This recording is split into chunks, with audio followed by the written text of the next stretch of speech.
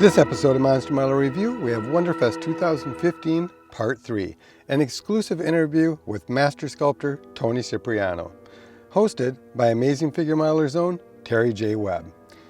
This is a great follow-up to the extensive profile article that Terry did on Tony and Amazing Figure Modeler number 58. Hi everyone, Terry J. Webb here at Wonderfest 2015. I'm a little hungover, but I'm feeling good now because I ran into my pal Tony Cipriano. Tony, welcome back to Wonderfest. Thank you. It's been like 20 years, I think, since I've been here. Really? Since you've been here? Yeah. As a dealer, anyway. This time I'm just teaching a class with you guys, and I'm free to roam the dealer room. Right. So I'm having a lot of fun. All right, Tony. So it's been almost 20 years since you've been at Wonderfest. Has much changed since you've been here? Yeah, it seems like I was surprised. It seems like it's really a busy show from what I remember from years ago. Seems like it's grown a little bit. Right. Has it?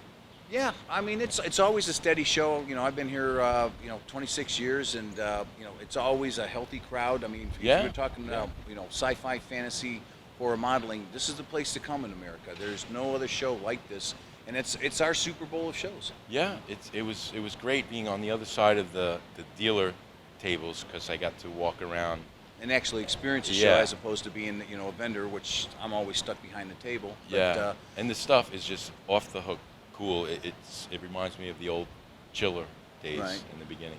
So you had you did a piece for Needful Things, and that debuted here. How'd that go over? I haven't asked them about that yet, but I think they sold a couple of Conans, and I did 3 pieces for James at Kit Kong. Right. And before I even woke up yesterday and got down here, they were gone. They were sold out. Right. So that's got to be one of the cool things. You actually get the fan interaction here, and so how many? Obviously, been meeting people. What's the response been? Yeah, it's been great. I've been just schmoozing and talking to people all weekend. It's been fantastic. Right. A lot of the guys that took the class on Friday, I bump into in the hallways and in the show, and it's been fantastic. I prefer being on that side of the dealer table. I'm not making money doing it that way, but it's more fun for me personally. Right. Now you did a sculpting class for us Friday, 2 days ago. Yeah. And it went over really well, but why don't you tell us and tell the people out there how the class went and what they got to learn. It went great. I asked the guys at the end of the day if they felt like they got anything out of it, and they were like, yeah, it was great. I think I seem to have had a mix of people who have already sculpted and a couple of beginners and people in between, and they all told me they had a great time and they learned a little bit, so that's great. Cool. All right, Tony. So how old are you? No, I'm 51. All right. So then you start with the Roars. Yeah, 1963 I was born, so I caught the tail end of the. I actually was more into the glow kits, the square box glow kits, but I had them all and multiple times. I think I had King Kong like 5 times, and my father used to take me to the store and say, didn't you build that one like a couple of times already? I'm like, I don't care, I love it. King Kong was a huge inspiration and influence when I was little. They used to show it on every Thanksgiving, a marathon of Kong and Son of Kong and Mighty Joe Young, and I was just glued to the TV, and it turns out I ended up in the animation business when I grew up. Right. So you're building kits when you're younger, and eventually you got into the animation. How did that come about? I had kind of gotten sidetracked. I went to work on Wall Street for a little while I took all the civil service exams. I wanted to be like all my friends became policemen and firemen and postal workers and stuff. So that was kind of the road I was going to take. And I was working as a clerk on Wall Street for a while, and it was kind of a funny story. My boss, what happened was I used to draw caricatures of all the people around me. It was the most boring job in the world. I'm for a creative, right brain type, I was in accounting. I was an accounting clerk, and I hated it. I just despised it. And I used to get these cash reports, and I had to do all this math and stuff. And I would take them and put them in the drawer and just do caricatures of all my coworkers. So I got the flu, and I was out for like 2 weeks, and somebody had to sit at my desk and do my work. And I guess they opened the drawer, and there was like a month's worth of cash reports in there. supposed to be done. So I got fired from Wall Street, and but he was really nice. The boss was a super nice Chinese man, and he said, Tony, you go to art school. I write you nice letter. And after he fired me, but he wrote me a glowing letter, and I applied to the School of Visual Arts in Manhattan, and it's kind of a long way around. You asked me how I got into animation. Right. Disney was experiencing a resurgence in their animated films, and they had like a drought there for a while in the 70s, and was Beauty and the Beast, wasn't that the movie that sparked the whole interest in the early before, 90s? It was right before. It was Little Mermaid. Oh, at the end, 88. Yeah, and it went through the roof. So they said, let's get back into animation. That's the moneymaker. So they were going around to all the art schools in the country recruiting kids. So I submitted a portfolio, and one thing led to another, and they offered me a job after graduation. So you end up down in Florida. Yep. And spur of the moment, moved down there, and then all of a sudden you're drawing. How did you find that work environment? And it's got to be, you know, like a hustle and bustle and just bang, bang, bang to get it out. How did you handle that? Yeah, it was during the deadlines and the crunch times. It was crazy. They wanted us to work like so much overtime every night, and I was a newlywed. I just gotten married and dragged my wife down there, and that wasn't so bad. But the job itself, the entry level for an animator, was like an in-betweener. It's in the cleanup department, it's called. And I had to take stacks of drawings and draw. The animator would draw the key poses, like drawing number 1 and number 3 and number 10, and I had to do, 2 and 6 and 7, etc. And it was just tracing the same drawing over and over and over, and it just was really tedious for me. And I wanted to be an illustrator. My heroes were like Frank Frazetta and all the Mad guys. And I wasn't liking the job too much. It was a great place to work, and right. You're surrounded by all the most talented artists out there. But the job wasn't so much fun for me. But then they needed a sculptor to do maquettes, right. and that was the big break. That's sort of the transition. Yeah. Now, did you ever think of sculpting up to that point, or was that just something you thought you could handle? You saw an opportunity to get the hell out of the other in-betweening job. Well, I had seen the sculptures around the studio, and I didn't know, who was doing them. But yes, I was sculpting at night. When I would leave work, I would go home and sculpt, thanks to Model and Toy Collector and I've heard of that magazine. Kit Builders had just, it was like I had like issue number 1 or 2 of Kit Builders, and I said, what the heck is this? It was like I hadn't seen model kits and the Aurora stuff in years. I was like, wow, this is cool. So I started sculpting my own monsters at home. So I was building up a portfolio, and they were awful. They were those old Frankenstein and the Cyclops. Yeah, I was going to say, when I actually first met Tony, out of the blue, I get this package, stack of photos from Orlando, Florida. Yeah. And it's just Tony Cipriano on it, and I was like, well, who's this? And I went through them, and he says they were awful. But back in the day, the first thing that struck me about them was you were sculpting the size the Screaming kits were. They were all quarter scale that you'd sent in. You had the Kong, the Hyde, Green Lantern and Green Lantern, some superhero characters. Frankenstein and I was blown away. I mean, because guys weren't really working that large scale except for Screaming. And I guess by today's standards and what you have accomplished, they were rough. But I mean, it was a great starting point. And that so you were doing that at nighttime. Yes. And just to get up to speed for the sculpting job that you had taken on. I was doing it at night just because I discovered these garage kit things. Oh, okay. I didn't know so about. So you were inspired by the kits. I thought it was more with the sculpting job at. No, I didn't know about it yet. Right. I had seen the maquettes that opportunity hadn't presented itself. Right, exactly. Okay. So I was just doing this for fun at night. I was doing Frankenstein and the Creature and all my favorite monsters because it was like Aurora, was back, for me. Oh yeah. So anyway, when I heard they needed a sculptor, I brought my portfolio in and I went to the director and I said, can I have a shot at this? And fortunately, since they had me under contract already, they didn't have to pay an outside sculptor. They said, let's give this kid a break. And it just opened up so many doors. Oh yeah, and that would have been '93 because I can remember I was working on my third book, Revenge of the Garage Kid, and I did the gallery in the back, and I was so glad. I mean, it was perfect timing to come in. So okay, so now you're at Disney and you're getting to the sculpting thing. Did anyone like show you the ropes, or were you just kind of thrown in there from what you taught yourself? Well, I found out the guys who were doing those little maquettes. A maquette is an animator model Right. that they study, from different angles, and And so everyone's on the same page with what the character is going to look Right. like, and Right. so there is the consistent sheet, look right. throughout the film. right. So the guy that was doing that his name was Ruben Procopio, and then another guy was named Kent Melton, and I used to sit with those guys and pick their Very brain. talented guys. Could Oh, learn yeah. from better guys. Really. Yeah, You yeah. know? What a lucky was break. blown away. So that's how I kind of picked it up. I didn't learn. I went to art school, and I didn't take any sculpture in art school. I wanted to be an illustrator. Right. So let's talk about the transition out of that. What happened when you left Disney? Well, I would still be there had they allowed me to keep doing the sculptures, but I mean, did you like the work environment and everything? Oh, it was Pay awesome. was great. The pay was great. The people were great. I missed my family in New York. That was huge. But yeah, I would probably still be there had they let me continue doing sculptures. But the maquettes are only a small part. The movie could take like 3 or 4 years. Right. And the maquettes have to be done early on. Way in, yeah. And then when I finished the maquettes, they said, okay, you're going to go back and sit in your cubicle and do the in-betweens again.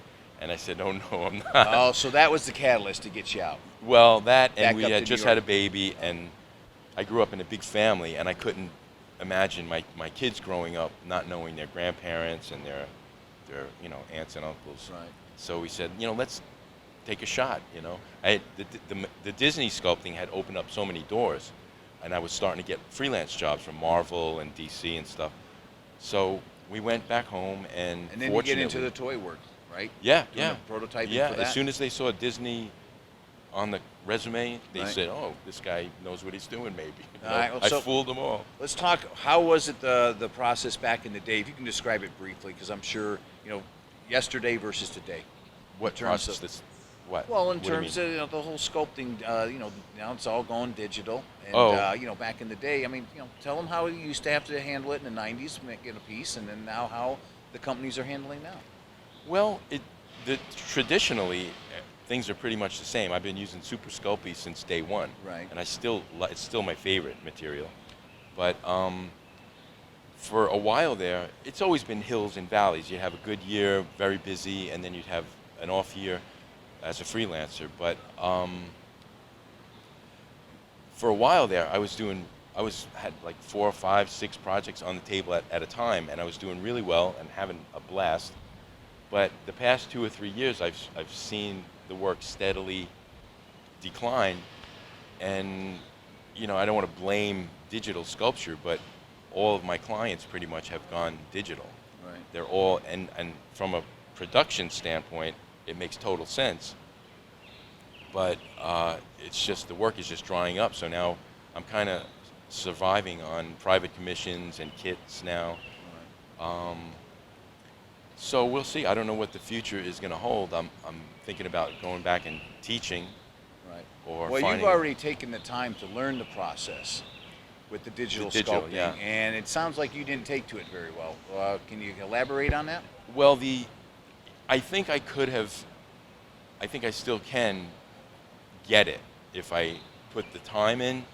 The interface, it's called ZBrush, is the software. The interface was really intimidating at first, and it took me months and months of a lot of frustration. But I think the light bulb started to go on, and I was like, oh, okay, I think I get this now. It wasn't as much fun as putting your hands in clay. Right. You're sitting there with a stylus on a tablet and looking at the screen. I couldn't see myself doing it for a living. I might have to still, but Well, let me ask you this: what results were you getting out of it? I mean, was it close to your traditional hand sculpting? in some ways it was even better because there's like a tool you could use that covers the head in pores. You just wave the thing over Right. it, and it saves. It's done. It's so much quicker. I mean, so you could cover a creature in scales almost instantly. Would have taken me weeks traditionally, but I think I was getting good results.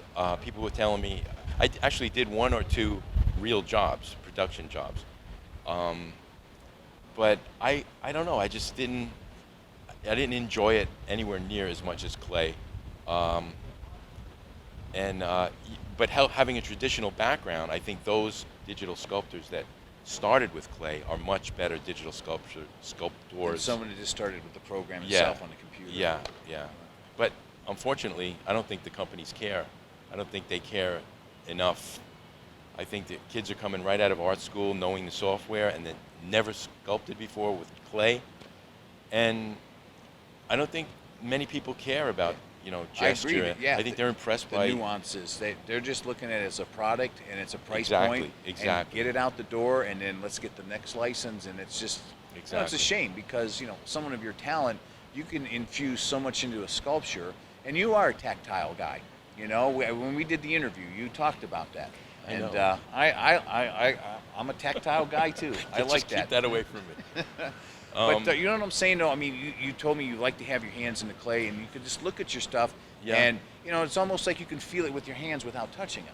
And that's one of the things I've always liked about your work, that you're one of those guys that you don't really see that out there. So you see these different styles and whatnot, but some guys come in and they just think because it's clean and pristine, that guy has more talent than someone like you that likes to put personality in the sculpt. So, why don't you elaborate on your thoughts on that? Well, that's one of the things I picked up at Disney was gesture, and I think that's very important part of sculpture. With a digital piece, it seems like collectors and product managers, etc., are impressed by detail, and that's what collectors want. They want all that little detail. Right. And to me, that's just an added bonus at the end. The sculpture underneath, the gesture and the pose and the posture, that's what I think is important. We were talking about, how you can put the textures into the piece. Right. Where I had said to you that I just kind of assumed, I look at your style, and the first thing that comes to mind would be like, man, this thing blown up life size would look great in a city park. Because when I was growing up, where I come from, there's like statues everywhere. Yeah. And it's that whole bronze thing, and you lend yourself to that. But in the interview, I was surprised. You came back and told me that you really weren't big on the bronzes, but yet your work kind of suggests that. Well, I want to get into that. I think the rub with me has always been cleanliness. As far as my clients are concerned, they're always like, "Can you clean it up a little bit more? It's a little rough." And I think I'm probably in the wrong business. I think I probably should be doing more, Bronze loose, fine art. Because to me, when I rough something out, that's the fun part. And when I love seeing fingerprints and rake marks and tool marks, I love that. But to me, it's almost done. And after I get that locked down, the gesture and stuff, I get bored. And from then on, it's all work after that. Cleaning it up and putting the little crow's feet and the little pores. And that's all, to me, that's window dressing. But unfortunately, in the collectibles market, that's what people want. And if it's going to be painted, you can't leave rake marks and tool marks. It's got to be clean. So that was pretty exciting when I first found out about ZBrush. That kind of levels the playing field. I said, if I could learn this software, I don't have to worry. There's a smooth brush. There's a smooth button you could push, and it's completely smooth. But as a sculptor, wouldn't you be worried if you really did get involved with that you would lose, like the basics and the things that made you who you are? I mean, do you think that could take that away from a sculptor if he ended up doing that 5 years? That, if he literally just dropped the clay and went totally, digital with the ZBrush? I don't think so. You still need to pose the figure, and you still need to know about anatomy and stuff like that. I don't think you'd lose it. I just couldn't picture myself sitting at a computer screen all day and never touching clay again. Even if I do make the transition to digital, I'm always going to sculpt the clay. I'm always going to, take time for myself. Well, you mentioned anatomy just there, and I've got a question. Obviously when you worked at Disney, that helped with the posing and whatnot, but I didn't hear anything in your background, no medical case studies or anything. Where did you get the knowledge of your anatomy? I mean, tell the viewers out there, what did you do to bone up on that? Because it obviously shows in your sculpts, and a lot of times, people have certain backgrounds, and it's like, oh, that's where that's coming from. Now that's kind of a mystery. Do you just have a knack for that, or did you study up on it? If you look at some of those early kits, I mean, the anatomy is completely whack. Yeah, completely whack. Frankenstein's neck is like this long, and Right. But I kind of had a feel for the gesture stuff from animation. Right. But anatomy, it's just been like 20 years of learning and learning. I still don't know what goes on behind the forearm, or I was going to say, what's the toughest part of anatomy for you? the back of the forearm is kind of That's tough. it, right? You know? No, The most crucial part of the sculpture, obviously. It's just trial and error, man. Books, a lot of books, looking at, Frazetta and guys like that, and just a lot of reference. Reference is the key to it. I used to cut out pictures of, bodybuilder, muscle magazines and Victoria's Secret catalogs and just pin them up. I bet you did. I certainly did. I have a whole collection. My wife knows nothing about it. No.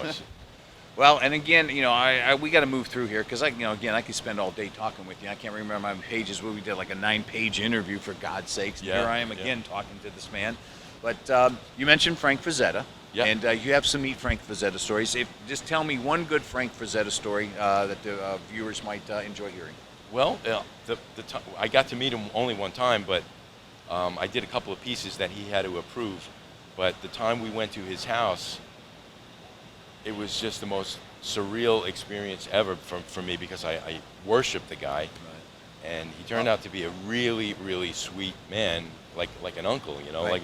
And so for the people that don't know, next to Frank's house, he had his museum. Right. So before you met Frank, did you get to go through the museum, or was that after? Yeah, we got to go. We got a tour by his wife, Ellie. Just incredible. Like all of these paintings that you've seen your whole life Are there? They were there when they had the original Pennsylvania Museum. Right. And all the Conans were on one wall. All the death dealers were on one wall. It was just amazing. And Ellie's telling us the backstory of all this. Like, oh, he took the piece of the cabinet and broke it and painted on that because he had no canvas. And it was like, holy crap. And it was all these paintings that you've seen in every magazine growing up, right all in front in of one your face. thing, in living color, and the colors never really probably were actually No. captured in the printing process. No, I was so impressed by the paint. Some of them you could see the pencil lines. The paint is so thin, and some of them the paint is like this thick. Right. It's almost sculptural. The Texture mountain. coming Yeah, off on it's it, right. incredible. You really need to see them in person. So you got to see all that. Then you got to meet the man. So Right. I'm sure your jaw was on the floor. Right. Right. She goes, okay, let's go and talk to Frank. He's shaving. Now this is coming. He was shaving. So we walked in the house, and she made us take our shoes off because she's got like these, rugs and stuff. And I took my shoes off, and I had a big hole in my sock. I was mortified.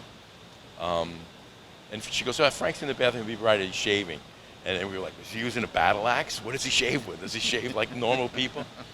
And he was the coolest guy. He was so nice when he critiqued the sculpture. This was the real art piece that you were working on. Right, the snow giants. Yeah, the snow giants. Frost giants. So that was the one and only project you actually got to have a little face-to-face time with them. Yeah, the others were done through email, I guess. And you told me he wasn't too critical. I mean, you pretty much No. got pretty close to nailing, and he had a couple changes here and there. Yeah, he just said, Conan, he said, tilt his chin down, and I'm good. And I was like, great, you sure? That's it? That's all you want? He's like, yeah, it looks good. He was very fascinated by the materials. He was like, what is this made of? Yeah, I was going to wax? ask you. I mean, did he pick your brain about the sculpting? I mean, did he have an interest in it? Or, Yeah, because I yeah. met some painters, and they don't really have much respect for it. No, he And, was fascinated by the clays, asking me about the materials, and he was touching it, and he was like, what's this? Is this wax? I think he had done some sculptures for Fire and Ice. I think he had done some busts. He could have done anything. He was just amazing. He was just an amazing artist, and a huge, huge influence. Right. Yeah. Well, I'm sure that was a pretty big project in your career, like obviously a milestone. But can you touch upon some other ones that you're really proud of, and get some memories you'd like to share? I got to do a Doc Savage, again for real art, and it was based on Bob Larkin's art. Yeah, and another awesome piece you did. Yeah, I got to work with Adam Hughes for a sideshow piece, Mary Jane Watson. Yeah, it's just stuff like that. All right. Well, you also have another exciting project that's going on out west. Hooked up with a big bronze assignment. So why don't you tell us about that? Well, they're trying to raise the money to erect a life-size bronze of James Arness from Gunsmoke, Marshall Dillon for Dodge City. And we're trying to raise the money, and I did a little maquette, and we're going to try to sell bronzes of the maquette to raise the money for the big one. And that would be like a dream come true. Unfortunately, he passed away like 2 or 3 years ago. Right. But his wife is involved, and his son is involved, and a couple of members of the cast are still alive. And they're like, oh yeah, we need to do that for Jim. They loved him. Right. He was like a beloved guy in Hollywood. So yeah, that's going to be huge. And hopefully, if that goes well, that'll open the door for more of that monumental type of stuff, right, and bronze type of stuff. Well, riddle me this, Batman. You're saying, that you're going on commissions. If someone out there loves your work and wants to hire you, I mean, let's talk turkey here. What would it cost to get a 1/6 scale figure from you? You want prices? Yes, I want prices. I want prices. Seriously? Tell me prices. I mean, give me a ballpark. I will. I mean, I don't care. I will. But obviously, when you're dealing with one guy in his garage, you're not going to get the same fee. Right, as a corporation or DC a company. Comics, right. So I'm trying to work it out, but unfortunately, it's the same amount of work from a sculptor's perspective. Right. It's the same amount of work. I try to give a kit guy the same quality that I give Marvel. It's the same size, and it's like maybe a fraction of, maybe a fourth of. I've given people prices that you're going to get for producing the piece. Like a 1/6 scale kit, I've told people $3,000 maybe. Never hear from them again. It's just like crickets. And then some people are like, yeah, that's fine. Right. And you think, oh, maybe I could have. Well, if someone wanted to get you to do a bust because you're known for your bust. You have a quite extensive bust line. Right. You actually sold Mike Regan. He's got the line now. Yeah, but, Mike's a great guy. Yeah, but when I think of you, I always think of bust and everything. But say someone wanted a 1/3 scale bust. What something like that cost? I've been doing 1/3 scale busts about the size of your fist, the skull, 1,500. Yeah. And that means they need to, if they're selling it for $100, they need to sell 15 to break even, which, from what I'm seeing down in the dealer room, it's totally 15 doable. Pieces is Yeah, doable. it's totally doable. I think that's reasonable. If it was for a big company, I would probably charge them like $4,000 for the same size bust. Right. But you got to work with these guys. The only thing I don't do is percentage deals. I like to get a flat fee and get out. Right. All right. Being burned a couple of times early on, I figured that out. Most of the guys are honest, though. As a matter of fact, I don't know if I could say this. I hope I don't embarrass them. I won't name names, but a guy that I worked for 20 years ago, great guy. I just ran into him in the dealer room. He handed me 2 royalty checks. I couldn't believe it. From 20 years ago. Really? Yeah. That is a surprise. Honest man.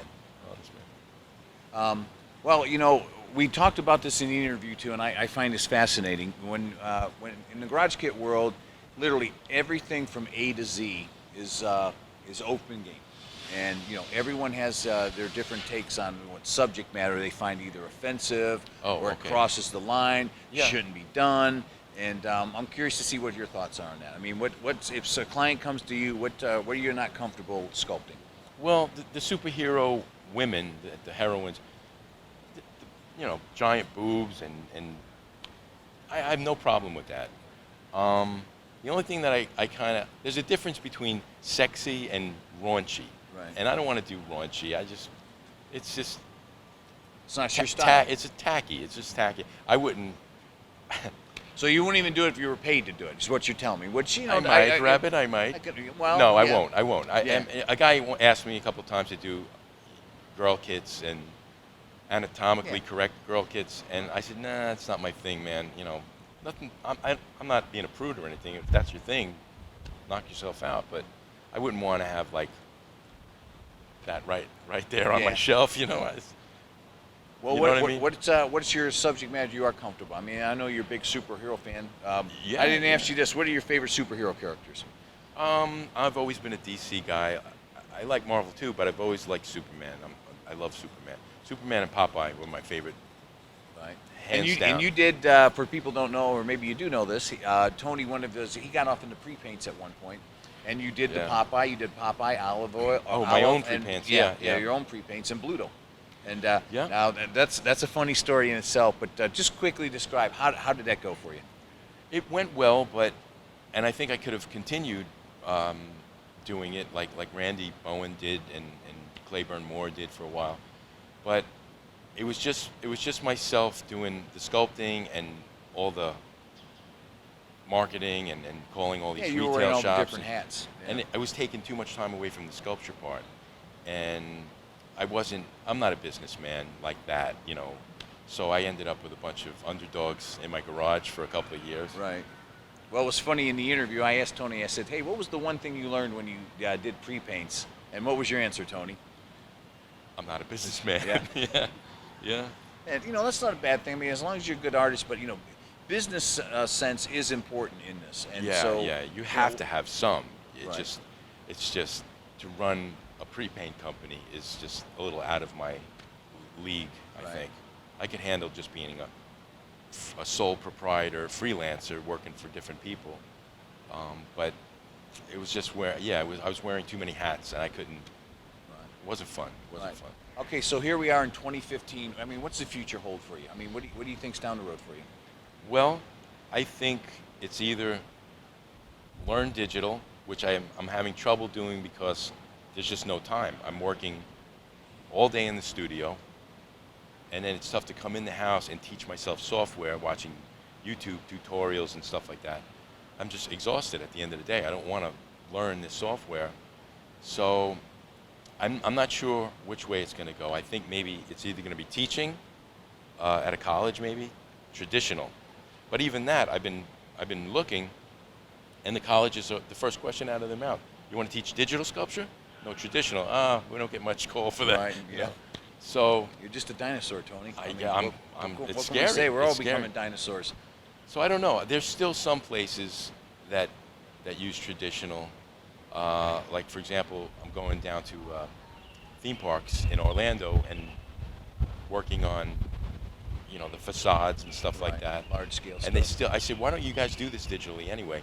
And they said, well, it's easier to just have the maquette right in front of you and take it into the boss's office, and he could see physically what it's like. But they're starting to buy printers now, so Yeah. and the printing technology is getting better and cheaper, and I don't know. I really don't know. It's kind of up in the air, but I'm hoping to find a full-time job, because after 20 years of freelance, you know, the kids are growing up now. I have college tuitions to pay. Right. I think I need a little bit more security at this point. You know, health insurance and a steady check. Yeah, don't we all? Because in the garage world, you fly by the seat of your pants, and there's just no guarantees, and there's no Yeah. pensions. Yeah. There's no insurance plans. Yep. All right, let's change gears here. I wanted to. We didn't get a chance to talk about this in the other interview we did. If you've ever seen the pictures of Tony's studio, he has literally seems like thousands of sculptures. And how many pieces you sculpt in a week? It depends. I bounce back and forth. I like to keep myself interested. Keep it fresh and keep Yeah. it bouncing around. So at any given time, I could have like 4 pieces at a time going, and I just bounce back and forth. And it helps too, because I'll send this guy photos, and I won't hear from him for 2 or 3 days. So I'll work on this piece, Right. send him photos, and yeah, I got a lot of things going in progress. A lot of things, just personal projects. The shelves are just Yeah. lined with. Yeah. Tell me, I don't know how many what's sculpts do you have laying around the house? I think I counted the shelves once, and it was over 100 on just on the shelves. And then I have boxes in the attic, and boxes in the garage, and boxes in the basement. So And how long does It's that 20 clay years. last? I mean, you know, it's a brittle material after it dries out, and you know, they will crumble. I mean, Yeah. how many of them are still in viewable shape? I mean, are we just talking a pile of dust in boxes that you No, haven't no. seen in 20 years, or? no, they're maybe they have some cracks and hairline cracks, and maybe they've crumbled off But the they're- armature. yeah. But they're repairable. Maybe that's what I'll do when I'm retired. Who the hell knows? Well, you know, you were saying that. I remember years ago we did a kit of Tony's. It was oh God, I can't remember what the hell we called it. It was the Jungle Lord. wow. Thank you. It was the Jungle Lord Nape. I forgot. And about I that. saw it was in Tony's dungeon, and I saw it, and I was like, man, that's just an awesome piece. I said, you know, can we cast that and work out a deal? And Tony said something I thought was very surprising, and I've heard this through a number of sculptors through the years. He said the thing was cracking and falling apart, and I says, well, can you repair it? And to which he replied, no, I'm just gonna, you know, we'll junk that and I'll sculpt you a new one. And I was like, that's insane if it's just a little repair work and whatever, but tell me why you told me that, why you would actually start a new sculpt versus taking an old one and repairing it. Well, almost as soon as you finish something, I'm looking at those kits that I just did, and I'm cringing. I'm like, damn, I should have fix that and move this. Almost as soon as I finish something, I think I could do a better job if I did it again. Right. So, and it's almost just as easy and quick to start from scratch. You are a fast sculptor. I would think once other sculptors, I mean, trust me, I've seen your scheduling, and I would think you're faster than the average guy. Some clients might disagree with that, but I can rough it out very quickly. But I don't know if it's that I kind of lose a little bit of interest, or if I'm just slow with the detail work. But I could rough it out very quickly, and usually sometimes a guy will give me a job and I'll send him pictures the next day. Right. I'd be like, what the hell did you do, stay up all night? And I probably did, but yeah, the detail stuff slows me down, and wax slows me down to a crawl, and a lot of guys were insisting on wax. But there's really nothing, if you look at guys like Mark Newman, right. There's nothing you could do with wax that you can't do with polymer clay or oil clay. Look at the Hot Toys sculptors. All these Hot Toy sculptors are working in those little tiny heads, incredibly detailed. They're super sculpted. Yeah. So there's nothing you could do. It's not the material, right. It's the guy, it's the or artist, the girl. Yeah. All right, so it's been a long weekend here, and again, like any garage kit sculptor or fan modeler, I could talk to you all day long, and I probably have talked to you too long, but just want to say thanks for appearing on Monster Model Review. Yeah, man. I love shilling for these guys, and Tony was here. We thought it was a good time to talk, so hope we weren't too hungover. Hope you understood what we were trying to convey here in this conversation, because this was all just on the fly. You probably can't tell, we are on a rooftop here. There's an airport nearby. There's a pool behind us. And I guess with that, Tony, thank you very much for taking the time. I appreciate it. Great seeing you. And that's it. Thanks to Tony for taking the time for this interview. This could not have happened without the assistance of amazing figure modeler and Terry J. Webb. You can see more of Tony's work on CiprianoSculpture.com, and you can find him on Facebook, and you can find more on Amazing Figure Modeler on your newsstand or on the internet at AmazingModeler.com, and you can find them on Facebook. Coming up on the next episode, we have part 2 of the producers, artists, models on the show floor. You can find more episodes, reviews, and how-tos on MonsterModelReview.com, and you can find us on Facebook. For Chris Gierke and myself, Rob Mattison, thanks again for watching.